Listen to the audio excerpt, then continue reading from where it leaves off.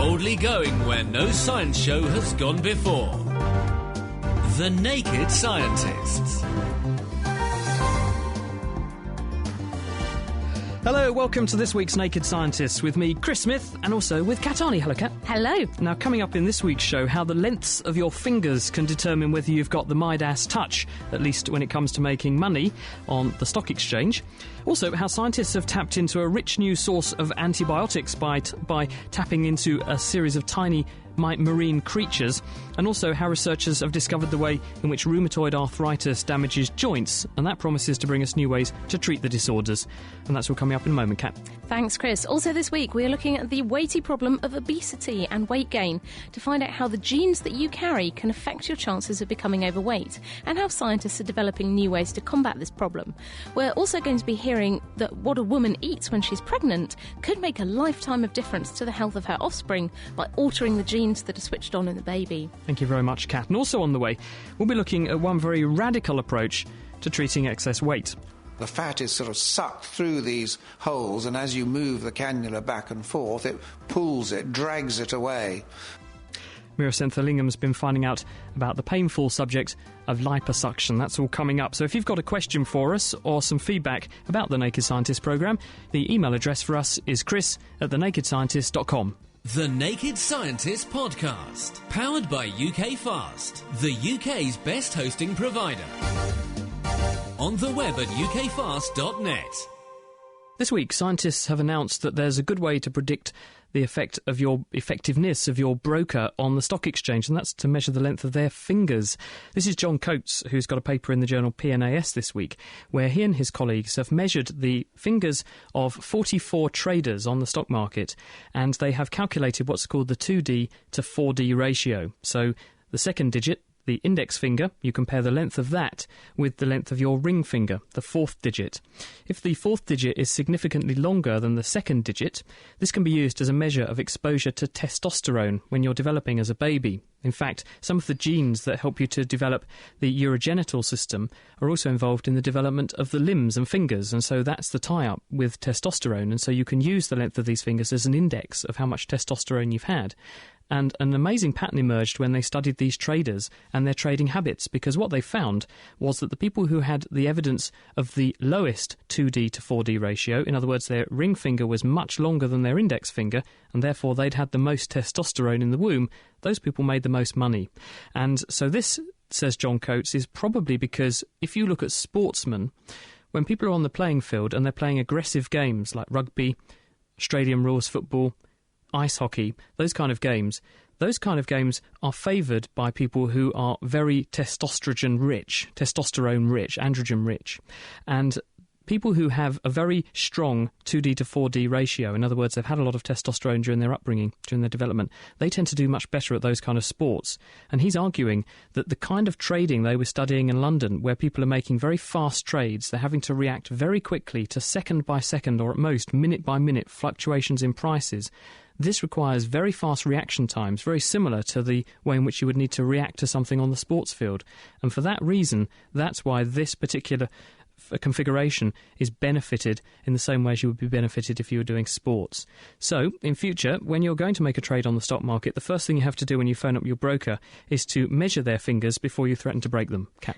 Could explain why I'm so poor as well. My forefingers are really short and I'm very ladylike. Anyway, it's a completely different subject. As you can read in any paper, there are big problems we know about today with hospital-acquired infections. These are people who pick up nasty bugs in hospital. And adding to that, we have the problem of antibiotic resistance. It means that we have fewer weapons in our fight against bacteria, and so the search is on for scientists to find new antibiotics. And now researchers at the University of Kiel in Germany have found an unexpected source of these new bug busters, and these are tiny animals known as hydra. These are tiny creatures, they're just a few millimetres long, and they live in freshwater ponds and streams. They're called hydra after the mythical beast that had loads of serpents on its head, because they're a little stump with lots of tentacles on. They're quite cute little things. Writing in the Journal of Biological Chemistry, Joachim Grötzinger and his colleagues have discovered a new protein in hydra, and they've called it hydramycin 1. very original, and it has powerful antibacterial action. Now, what makes this protein unusual is that it isn't at all similar to most of the other antimicrobial proteins that scientists have previously discovered. It seems to be a completely new protein family, and they looked at the 3D structure of it, and they found that it's most closely related to a superfamily of proteins that include some found in scorpion venom, some in leeches as well. And this is potentially powerful because it means this is a totally new angle to try in the war on bugs. Now, when they tested it in the lab, they showed that hydromycin-1 could kill a wide range of different bacteria, including bugs called Klebsiella oxytoca, which are a common culprit in these hospital-acquired infections. And the researchers found that hydromycin-1 works actually by sticking to the surface of bacteria. It causes them to lump together, and eventually this breaks the cell membranes, and the bacteria die. Now, this is a long way from being a useful microbicide that maybe you could give to patients or you could use as a wash in hospitals, but it is a new angle that we can try in the war on bugs. How do they seek to exploit this? Is it going to be a case of just copying the gene and then tweaking it a little bit? Or is it going to be taking the mechanism and then starting from fresh to make something that does the same thing but it's entirely artificial? I think it's really too early to tell because they've only really just discovered this family of proteins and discovered that they could have antibacterial action. So this is a new start for a new avenue in research. We're talking of treating people with nasty diseases. Rheumatoid arthritis is a nasty disease. In fact, it affects about one person in every 100. So it's very common. And in the UK, it costs the health service about £1.2 billion every single year. So the more we can do to find out why people get rheumatoid arthritis and how to treat it, the better. Well, this week there's a paper in the journal PLOS Medicine, and this has been written by Konstantino Pitsalis, who's a researcher at Barts and the London Medical School down in London. And he and his team have made a dramatic discovery about how the disease actually attacks joints. They took samples from the joint spaces of people who are affected by rheumatoid arthritis, and they took cells out of the joint and discovered that what's going on is that a kind of white blood cell, which normally fights infection, called a B cell, a B lymphocyte, those cells home in on affected joints in the disease, and they form structures called germinal centres. And germinal centres behave like antibody factories. They produce antibodies inside the joint, and these antibodies then attack the joint, and they promote and provoke the disease. And the way in which they did this was by taking those cell samples out, they were able to put clusters of these cells into mice called SCID mice that don't have any immune system, and then follow what happened to those cells in the mice. And the cells continue to produce these antibodies in the mice for up to 90 days. Why this is important is, apart from proving that the joints make these antibodies in situ, and that's how they end up being attacked, the ability to make these antibodies in mice like this is a very powerful way to develop new treatments and size up new drugs for rheumatoid arthritis, because what the researchers are saying is that what we can now do is to develop specific strategies and try specific strategies on specific patient samples with various drugs that are out there that are capable of killing this particular class of cells, because in order to treat the disease, you need to get rid of these cells that are making these antibodies to your joints. If you can selectively kill those cells, the disease could be pushed into remission. And so you can test these drugs very cheaply and very simply on these animal models, and this means you're very much able to accelerate the process of drug discovery and therapeutics. So that's out this week and is a major dent in a major disease. Yeah, because the drugs are really expensive, aren't they? The rheumatoid drugs. They use gold and all sorts of precious metals in them. Well, in the old days, it was pretty simple. You gave people steroids, and sometimes they got a bit better, but very often they didn't. And now we have a panoply of agents which are called disease-modifying drugs, these biological agents, which do or don't always make a difference, but they are very expensive, and you only find out whether they're going to make a difference after you've given them to somebody, but by then you've already paid the price, which is a big bill to the NHS, and it may not actually work in that person. So we need a better strategy to tailor the therapy better to the individual. Important stuff. And now on to a very different but very important disease as well, which is postnatal depression. This does affect a significant proportion of new mothers, and some studies suggest that around 1 in 20 women may be affected, while others show that as many as 1 in 4 new mums could get postnatal depression. And now not only is this a problem for the mother, but it has a major impact on her child and its care. And in the worst cases, it can actually lead to women taking their own lives. This is obviously very serious. And new mums with postnatal depression may be offered antidepressants, but many don't really want to take them, especially if they're breastfeeding as well. But now researchers from the University of Toronto have discovered that talking things through with someone who understands what you're going through could actually cut the chances of postnatal depression by around half. And this is work by Dr. Cindy Lee Dennis and her team, and they're writing in the British Medical Journal this week. They used a web-based tool to screen more than 21,000 new mothers in the Canadian province of Ontario to find those who seem to be at most risk of developing postnatal depression. And you can use a number of sort of social and all kinds of markers to work out who's at the most risk. Then they recruited around 700 women, divided them randomly into two groups, good design for a clinical trial. One group got the standard postnatal care that all women would receive, and the other group got the same care, but they also had telephone support from a volunteer who'd been through postnatal depression. And the researchers found that the mums who got this support over the phone had half the risk of developing depression 3 months after their birth than women who just got standard care. Around 8 out of 10 said they thought it was great, they were satisfied with it, and they'd recommend it to a friend as well. So it's a very cheap intervention, very effective intervention. And Dr. Dennis says that women and their families really need to know a lot more about postnatal depression, and putting new mums who are at risk in touch with women who've been through it could really be a great way to help. But also we need doctors, nurses, midwives, all these health professionals to be aware of the risks, aware of the symptoms, put in the right support at the right time. One also wonders how people used to cope in days gone by when these kind of things were under-recognised, under-diagnosed and under-treated. It's amazing we're all still here, really, isn't Exactly. it? Thank you, Kat. Well, also this week, scientists have made a very dramatic discovery on Mars, and that's the discovery of methane seeping to the surface. But where's it coming from? Could it be coming, scientists are wondering, from underground life? Well, joining us from NASA's Goddard Centre for Astrobiology is one of the scientists who made that discovery, Dr. Mike Mummer. Hello, Mike. Hi, good morning, Chris. Welcome to The Naked Scientist. Thank you for joining us. So tell us a little bit about this methane. How did you find it in the first place? Well, we were searching for it since 1999, actually. And we're using a spectroscopic technique from the summit of Mauna Kea, which is a very high volcano in Hawaii, 14,000 feet, where, unlike most of Hawaii, it actually snows once in a while. In any case, we started then, and by 2003, we had actually detected the gas using a technique called infrared spectroscopy and looking for vibrational bands of methane and indeed of water at the same time. They're measured simultaneously in our instrument.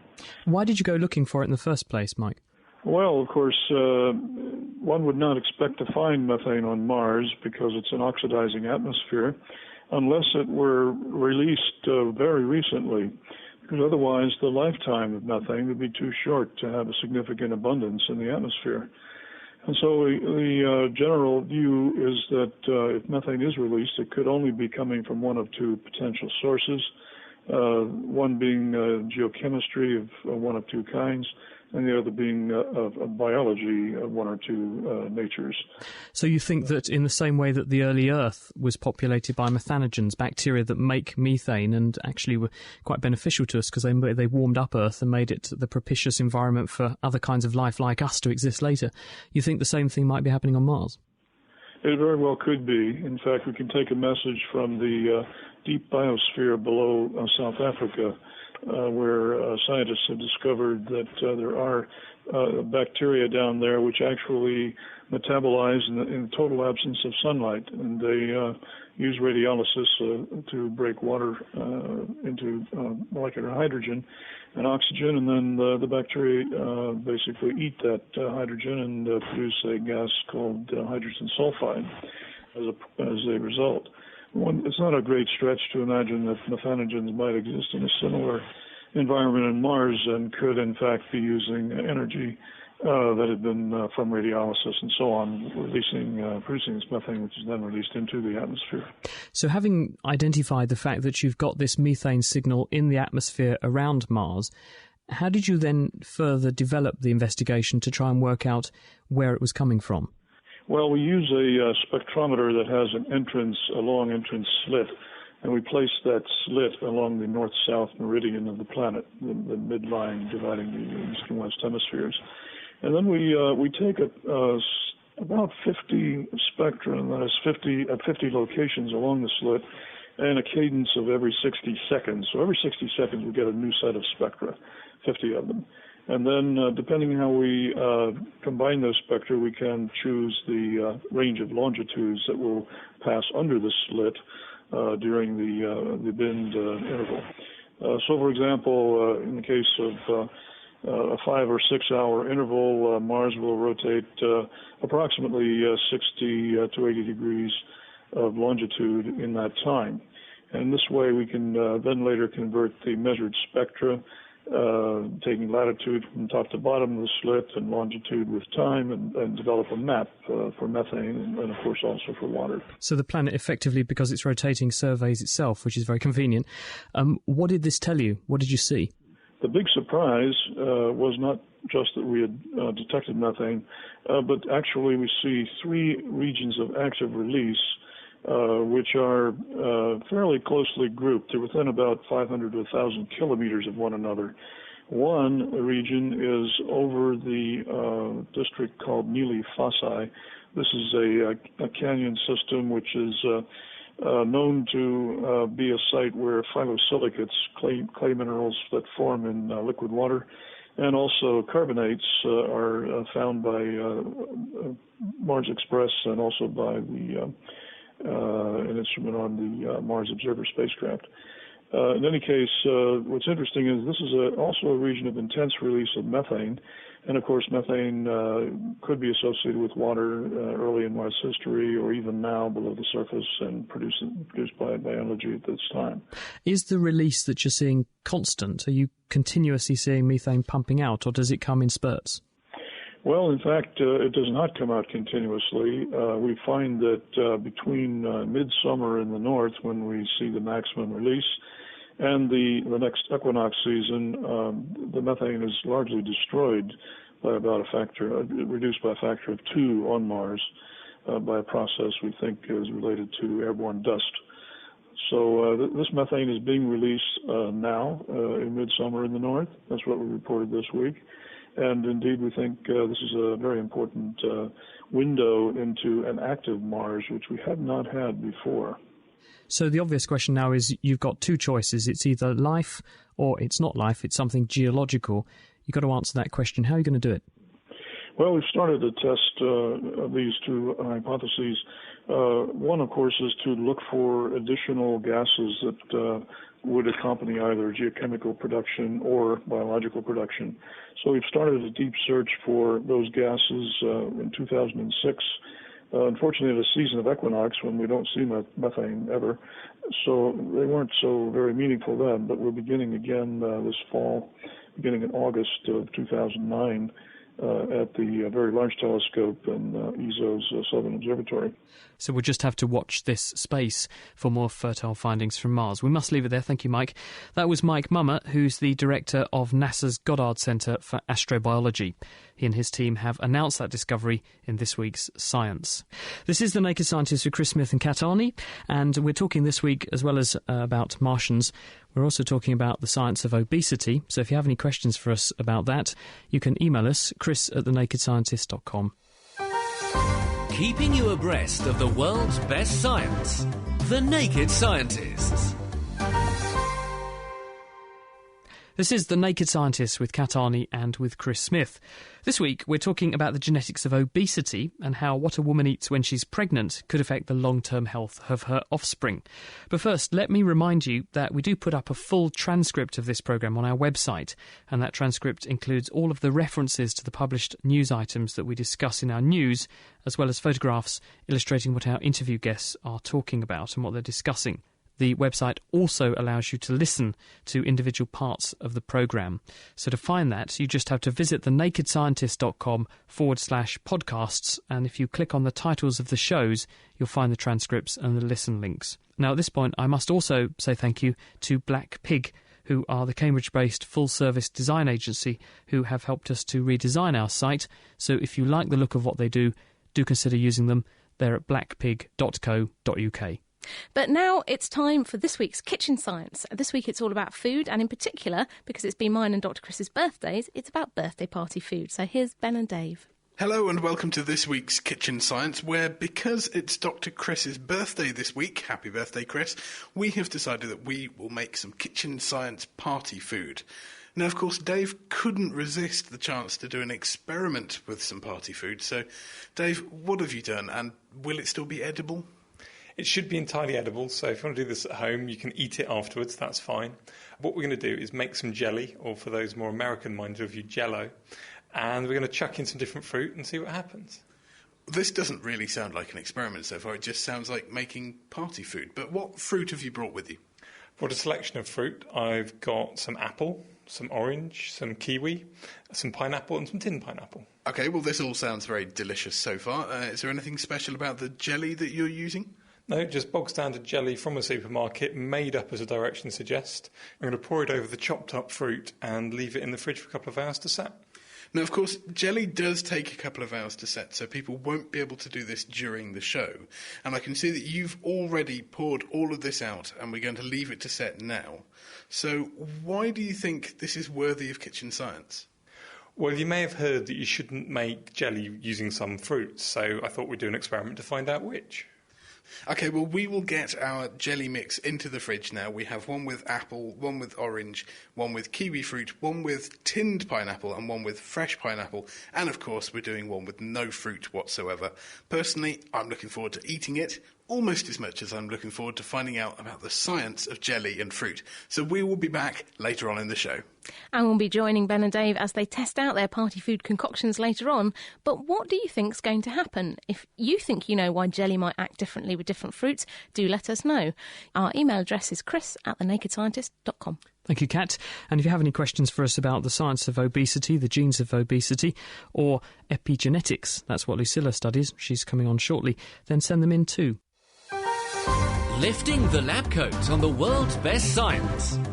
The Naked Scientists. This is The Naked Scientists with Dr. Chris Smith and Dr. Kat Arney, and we're talking this week about the genes that cause you to gain too much weight and also the hormones that regulate your weight. And someone who's an expert on that is from Imperial College, Professor Steve Bloom. Hello, Steve. Welcome to The Naked Scientists. Let's put some numbers on it first of all. How big a problem now is obesity? About 80 excess deaths a day in the UK at the moment. So that's an awful lot of people who are dying prematurely. It's a really serious condition. Linked to what sorts of things? What are these people dying of? Well, mostly heart disease, stroke, diabetes, but really the interesting thing that we found only recently is it virtually doubles your cancer rate. So it's rather more serious for cancer than is, let's say, cigarette smoking. Do you have any clue as to why it might do that? Well, for certain sorts of cancer, for example, cancer of the uterus or breast, hormones get converted in fat tissue into something that's more deleterious for you. But actually, several other types of cancer are affected which don't have any real reason. So we assume there's some sort of growth factor, but actually don't know the details. All we do know is if you do something about the obesity, the cancer rates drop back again. So it looks as if it really is the cause. Some people have suggested that because our body strives to maintain a constant body weight, that if you take too many calories in, it has to burn off some of that excess, and that in the process of burning off some of the excess, it could produce harmful chemicals, things like free radicals, that will damage your DNA, and that could provoke cancer. People have been attempting to find something about free radicals for a very long time, and so far it remains rather theoretical. And in fact, metabolic rate isn't very much affected by obesity. It turns out that in the UK we've been eating, if anything, slightly less, but we have in fact been taking a lot less exercise over the last 20 years, and the reason for us getting fatter is that we have a mismatch between the amount we eat and the amount of exercise we take. We're actually eating slightly less. So why are we seeing these record levels of obesity? What's going on? Well, basically you don't walk up the stairs anymore, you take the elevator. I was reading an old history book and somebody living in London wanted to go to Brighton, so he walked. Would anyone walk to Brighton today? Would anyone go to Brighton today? No, I'm just joking. But let's look at actually how appetite gets determined and controlled in the body. So what do we now understand about what makes me want to put food into me and then stop eating when I'm full? Well, it's completely normal to want to overeat. were a species that survived endless famines, and the people that lived through the famine were the people that put on extra weight when there was food around. And indeed, you can think of it during the summer when there's a harvest or lots of game to catch. If you don't put on more weight, you won't live through the lean winter. And so we're designed to get fat. And the trouble is that the supermarkets are providing us with delicious food, high-calorie food all the time, all through the year, in fact, year in and year out.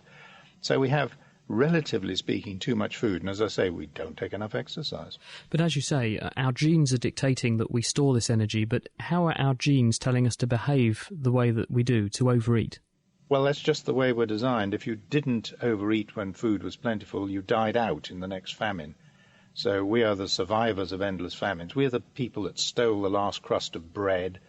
And actually, rather interestingly, if you use up too much energy, you also don't live. So you can describe the human race as greedy and lazy. It's a present thought, isn't it? But one thing to point out, Steve, I mean, what about the fact that hormones must have a role to play in this? Because I feel full. When I eat something, I can also detect changes in the levels in the blood of various chemicals. So tell us a bit about those. Well, if we think of something like a vole or a mouse or a rat, if they don't get into their hole in a hurry, they get eaten. And we know that predation of small mammals, and we are evolved from small mammals that lived through the dinosaur era, predation increases as they get fat, and they can't get away quite so fast. So it's really rather important not to allow obesity to get out of control. So we do indeed have hormones which regulate our appetite. And our own research has been on the very simple question, why do you feel less hungry after eating lunch? What are you finding? Well, we find that the gut releases a lot of satiety-inducing hormones. So when you take food in, the hormones are released from the gut, go around the circulation, act on a central part of the brain called the hypothalamus, where all the drives are located, and decrease your desire to eat. And, of course, this gives quite an interesting therapeutic possibility, as you might imagine. But the fact is that some people do eat too much, and they weren't always fat. So why is it that some people gain weight and other people seem to be able to eat whatever they like and they don't? Well, if one assumes that our appetite level is set too high for modern society, what you might call the obesogenic environment with delicious food and no need for exercise, then we're all following our natural genetic propensity to put on weight in this sort of environment. Now, it's obvious that some people put on more weight than others, and in fact, a tendency to put on more weight runs very, very markedly in families. So if your parents were overweight, you tend to be overweight. If your parents were thin, you tend to be thin. And this is true even if you're an orphan and brought up in another household. So if your parents are thin but you're brought up in a fat person household, you still stay thin. So genes are very, very important, but they're the add-on to the obesogenic environment. In other words, what they do is they allow you to deal with an obesogenic environment or otherwise. One of the most interesting things about the human race is our tremendous variability. It was clearly an advantage that some people were good at firing arrows and other people were good at cooking and looking after the children. And so it seems that some of us are good at surviving famines and others of us are thin and lithe and able to fight off the enemy, and that a successful tribe has representatives of both.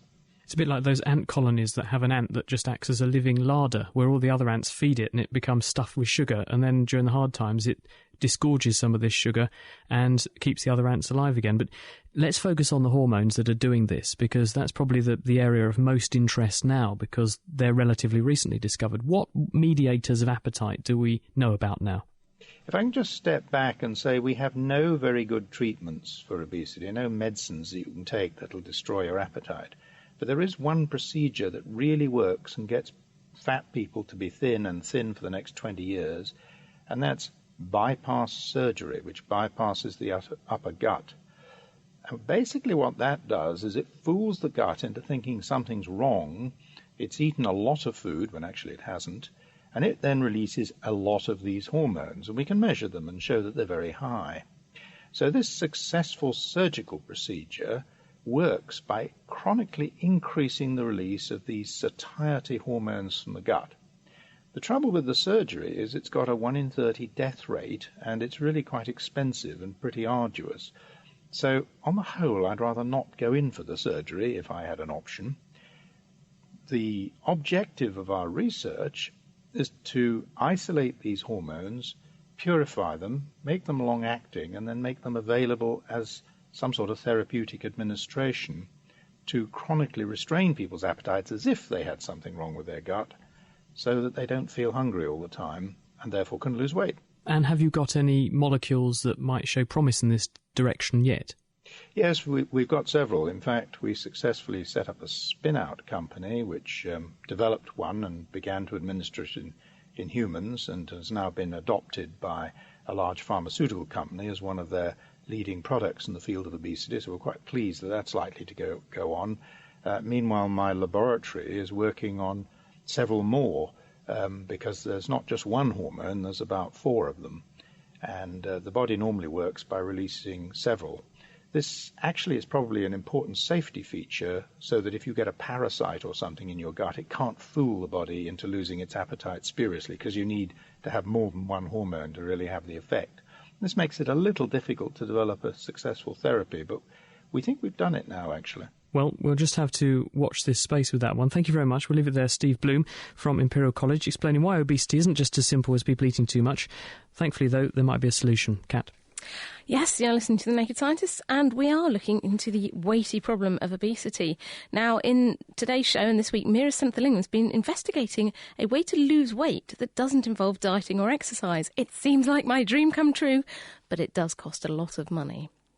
Well, it's that time of year for resolutions and promises that many of us make to fulfil the phrase, a new year, a new you. Now, as well as many people quitting smoking or changing their image, for many others, this means trying to lose some weight. But in this day and age, with cosmetic surgery becoming quite a common occurrence, some people resort to liposuction to remove this weight.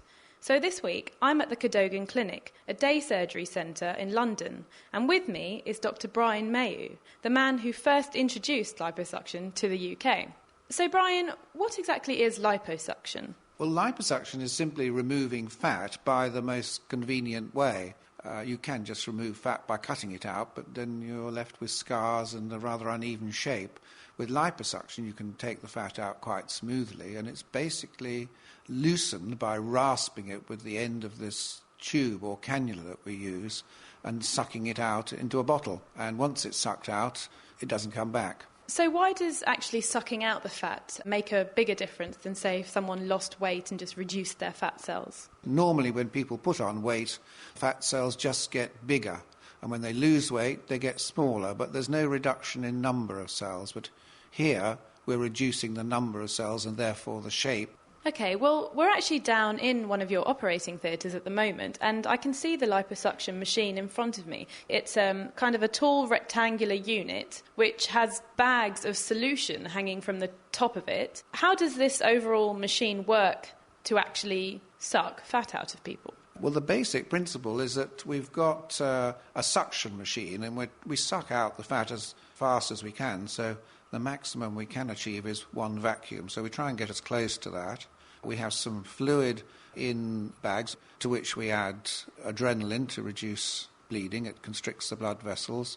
There's bicarbonate as well, and this is used to adjust the pH to the body pH. If it's not the same pH, it's uncomfortable.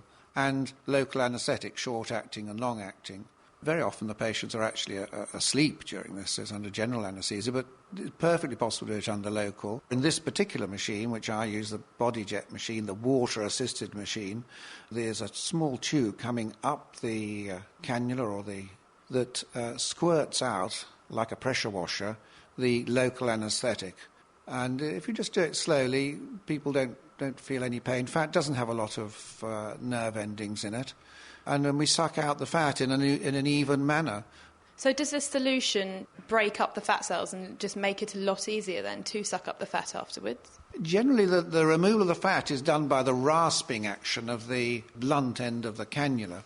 It's just the mechanical action of the fat against these blunt edges of the cannula. The fat is sort of sucked through these holes, and as you move the cannula back and forth, it pulls it, drags it away from its bearings.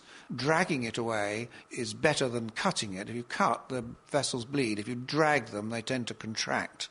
However, in this water-assisted technique, this slight pressure of fluid does dislodge the fat. So that's really quite useful where the fat's difficult to remove. Is it purely fat cells you are sucking out? So is there any risk of sucking out any other things in the process? Most of the areas we're treating, there is only fat there beneath the skin, and the next layer down is the muscle, which is pretty resistant to trauma. I'd like to know a bit about what happens to the person afterwards. What are the risks of infection and things through this procedure? Is it just the same as any other type of surgery? Infection really doesn't occur with liposuction unless one's doing something else as well, some skin excision, some other operation as well.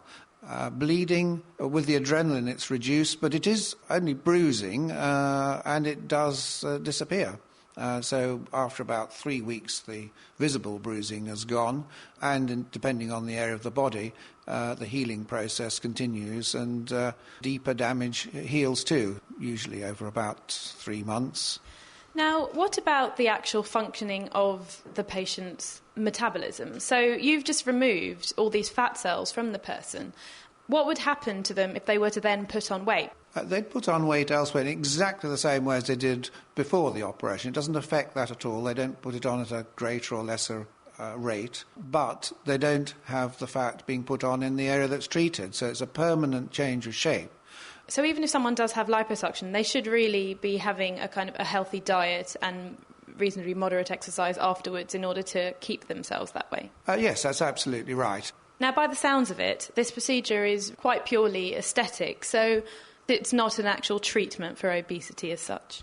No, it isn't really. And if you were going to remove that amount of fat, it would be many very big procedures, and it would probably be very difficult to get the result even. And the other limitation is just the general effect on the body, that if we're removing more than about 3 or 4 litres of fat, there's going to be a lot of bleeding, and therefore the haemoglobin will drop, and people feel very weak afterwards.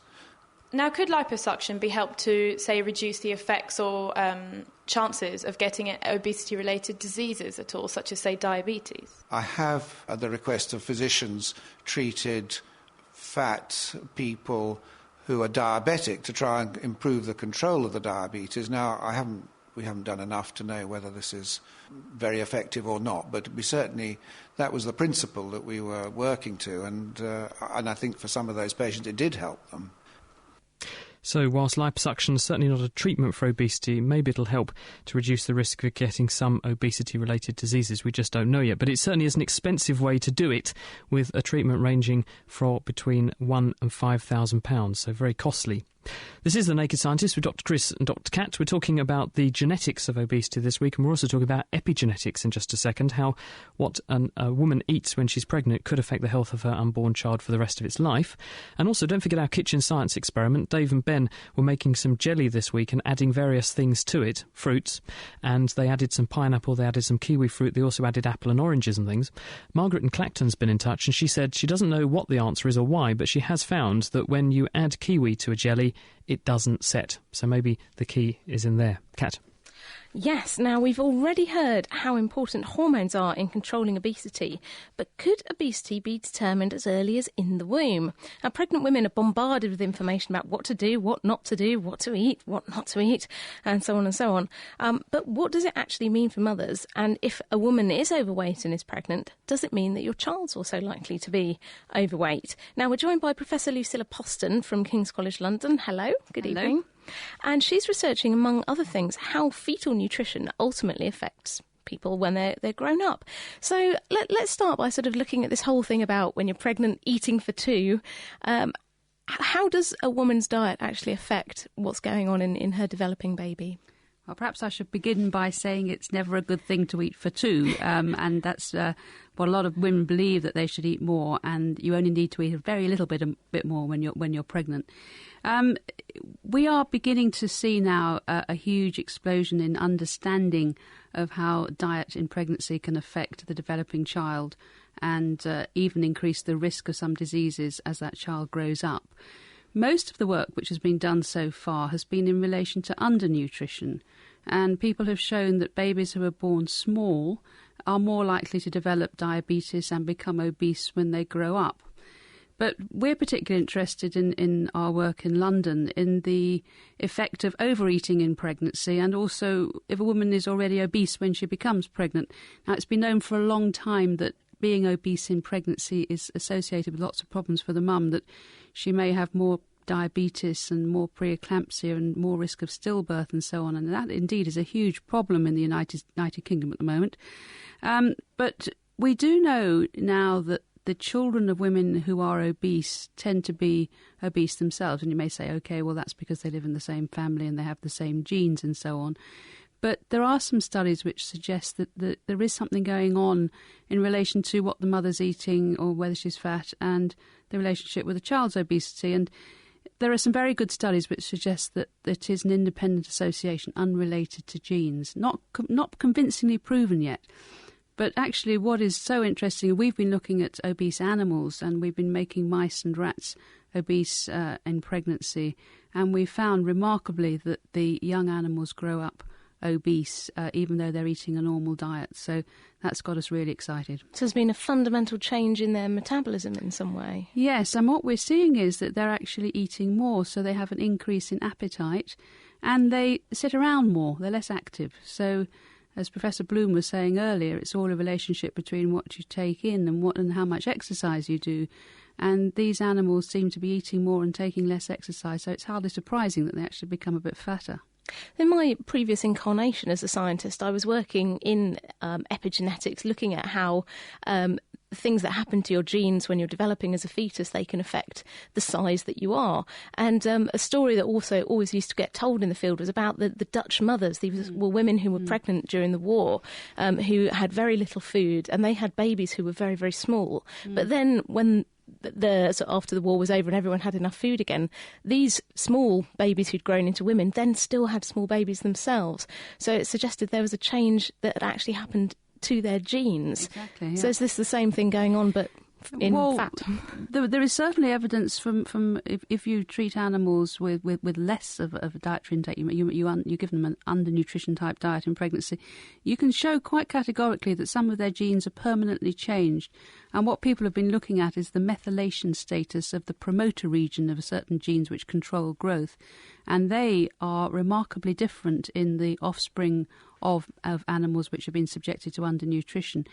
On the converse side, we're looking at that now in relation to obesity, and there's much less evidence so far, but we're beginning to see data coming out, both from our laboratory and others, that there are permanent changes to the expression of some genes, and that could be through altered methylation status. It's very exciting. So these are the sort of the switches that have switched genes on and off. Yeah.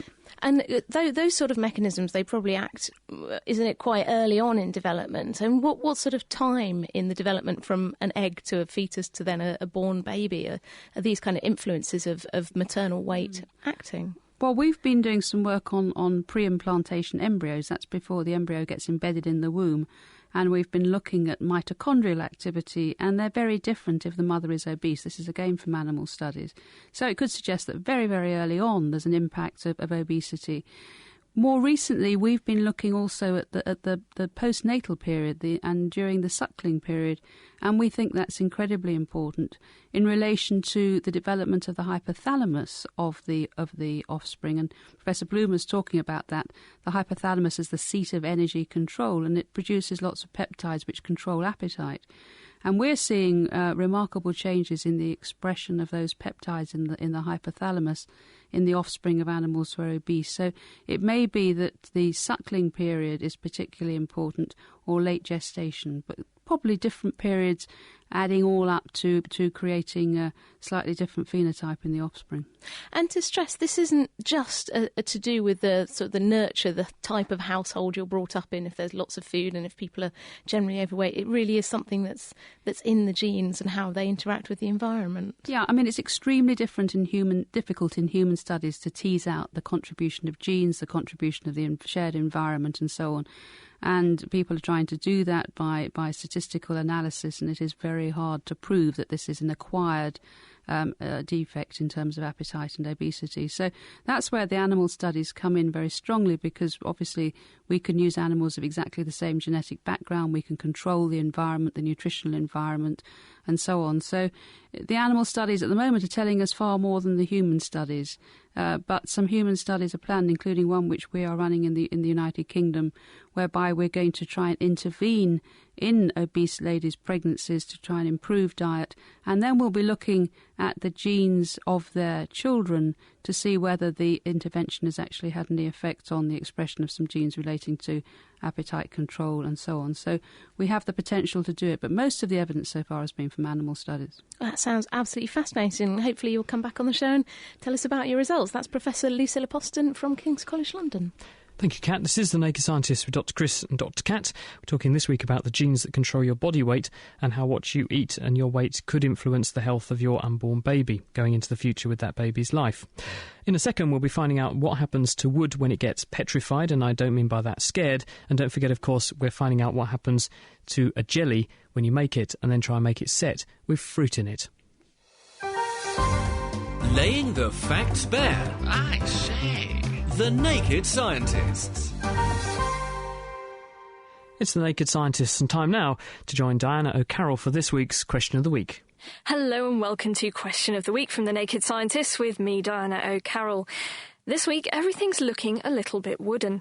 Hi, this is Erin in Austin, Texas, and my question concerns petrified wood.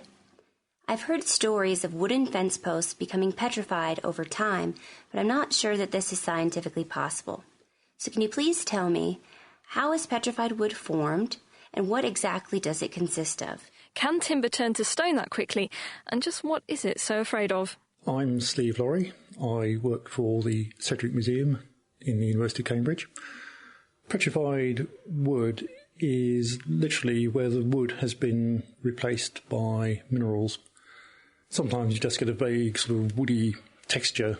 It looks a bit fibrous, or it's got the ring structure. In the best examples, the whole cell structure is preserved, the cell walls and the cell interior is filled with another one. But you need to have water of the right chemical composition moving through the wood. So it tends to be silica is the best chemical for replacing the wood. It actually reacts with cellulose in the cell structure. It gets bound in, and then over millions of years, it gradually changes from this strange mixture of cellulose and silica into opal and then into a more crystallised form of silica. If you just randomly bang fence posts into British soil, then probably it would take thousands of years to properly petrify a piece of wood in anything like normal conditions. If you have a fence post and throw it into, for instance, some of the hot springs in the Yellowstone National Park, then yes, you might get a decent bit of petrified wood out the end of it in 100 years. But that's very unusual. So it's unlikely that a fence post can petrify in 100 years, but in the US, one team led by Gregory Exarchos and Yong-Soon Shin did manage to petrify wood in a matter of days. They did it using an acid solution, a silica solution, and a stint in an argon-filled furnace. So although you can't petrify wood naturally in less than 1,000 years, you can make some in the lab if you so desire. And on our forum we had an excellent answer from ARNDTSPJ, who said that because silicon has similar chemical properties and is a similar size to the element carbon, this chemical replacement is made possible. They also said that another good way to get your wood petrified or permineralised is by leaving it under a convenient volcanic eruption, if you happen to find one. In this case, the timber wouldn't have had time to decompose, and the added heat would ease the migration of silicon. Well, next week I'll be back to school to relearn how to count. Hi, I'm Luke from New Zealand. Say you had 3 eggs on the table. By simply looking at them, you can tell that there are 3 eggs. You don't have to count. My question is, how many eggs or any other objects do there have to be until you have to start counting them? So are there 2, 4, or just some eggs on the table?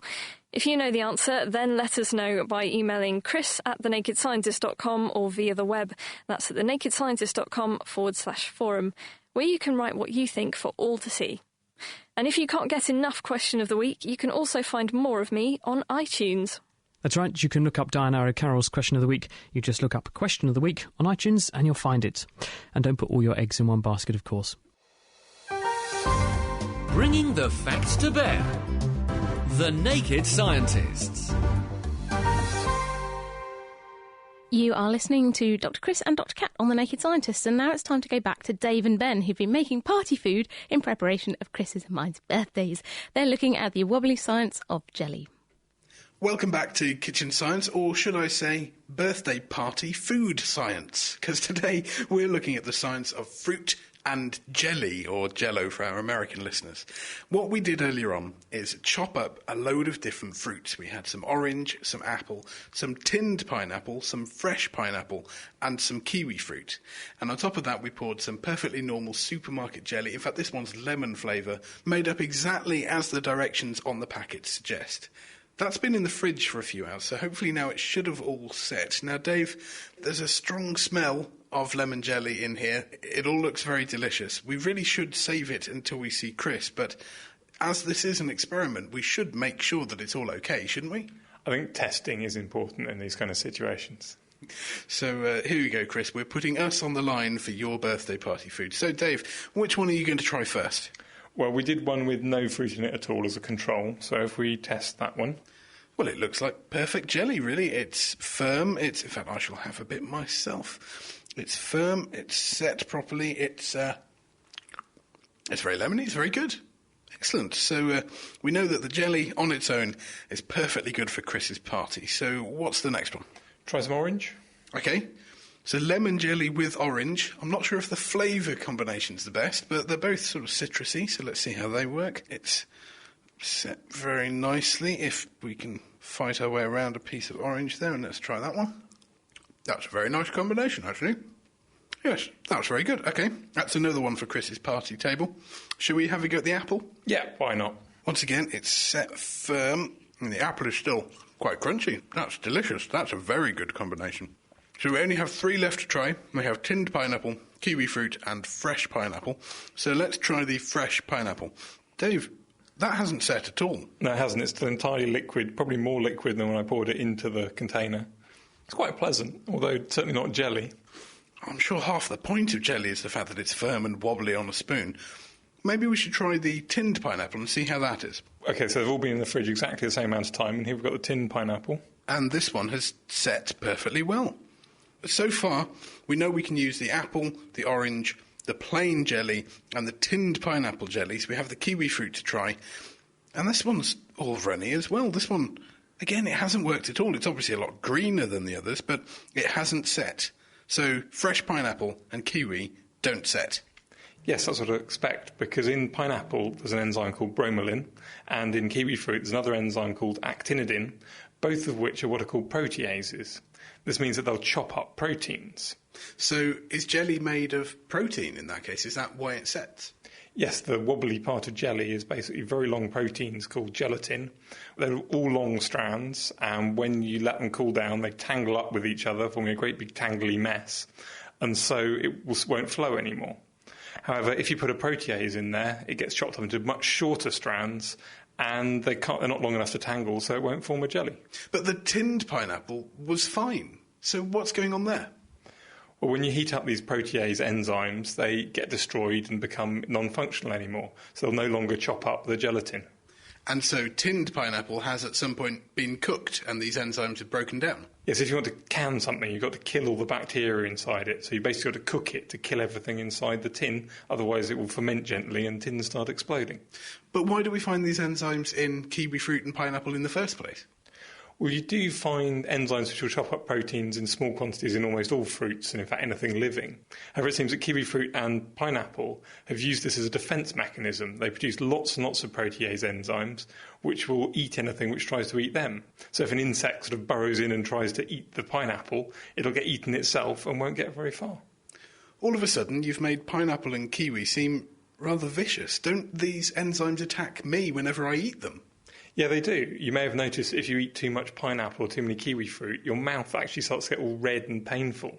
That's because the protease enzymes are dissolving your mouth and start breaking it down so it starts to hurt.